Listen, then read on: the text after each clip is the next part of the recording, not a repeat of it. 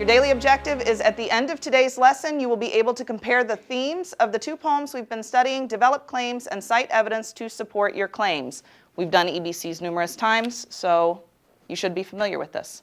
Do the authors have different or similar feelings is what we're going for, so look for what their feelings are so we can discuss both of them. When they were in pairs, they really worked off of each other, and they asked each other questions, and they built their claims together really well. They look for answers. They look for key ideas. They never used to look at anything before. It was just simply, ask me a question, let me say yes or no. So when we do any text-based evidence, I like to keep them in the pairs, because if one is stuck, the other one can ask a question that prompts them, and that's what we try to do. I tell them, if your partner is stuck or is just letting you do all the work, ask them, so what do you think?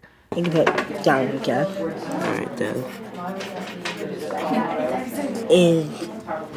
Is not an option. This is not an option, but it's hard to face.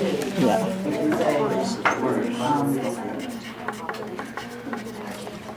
But To face. to face. There we go. You got it. I'm trying to teach them to use evidence to back up their claims, because in the real world, you can't just say, because I said so. You have to have something to prove it, whether it's research or evidence of any kind. So some of the evidence about how the author thinks about death or feels about death is that death couldn't stop for her, but it caught back up with her. And that it had stopped for her and picked her up. And she didn't know it was going to happen. And then in this one, the fawn didn't know it was going to happen either, because the fawn wasn't outside of the deer, of the doe. So one of the supporting evidence could be that death could catch you by surprise. Carriage held, but just ourselves and immortality. She's pretty much saying that she's pretty much dying and she wasn't ready for it.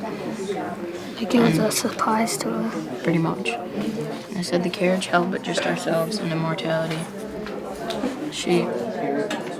So immortality is kind of like living forever.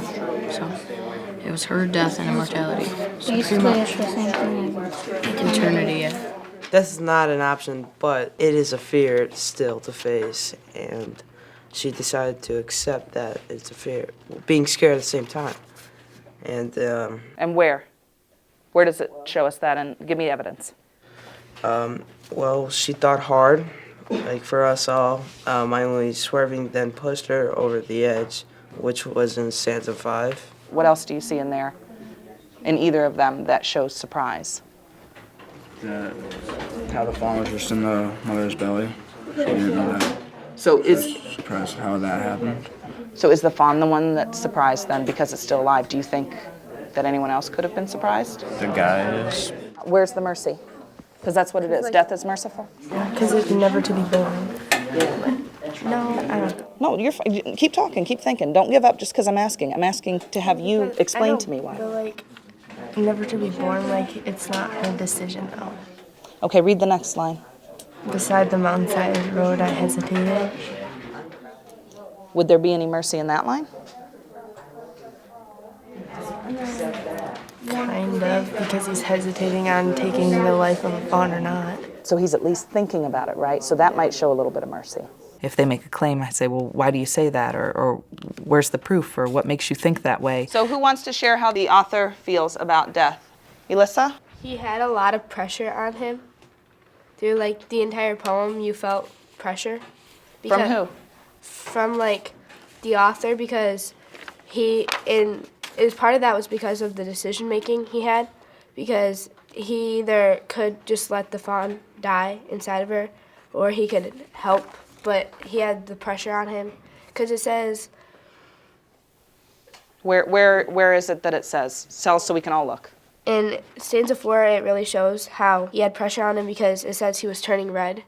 Like, that could either mean from the glare of the light, or it could mean like how he's feeling. So when he has to make the decision, it's all pressure, basically, on him. They're empowered to do things that they didn't even try to do before. They believe in themselves, and they didn't. Before, they didn't think to go on their own. It's teacher ask, I answer. Traveling through the dark, I found a deer dead on the edge of the Wilson River Road, which was the Traveling Through the Dark poem on stanza 1, line 1 and 2. And that was like surprising because it's like you wouldn't see that just every day, normal stuff. And then our last one was I Thought Hard for Us All, My Only Swerving Then Pushed Her Over the Edge into the River, which was stanza 5 of Traveling Through the Dark. And that was like surprising because it was a baby fawn and either he had a chance to let it try to help it but then it die on its own because it won't have its mom, or just push it over and have it like die in its mom. Is your And it claim was shocking or surprising? surprising? Surprising. So is his action surprising or death itself? The action. The action that he did. You can come up with any claim that you want to, and I tell them that. I don't care what the claim is, if it can be supported. If it can't, you need to find another claim.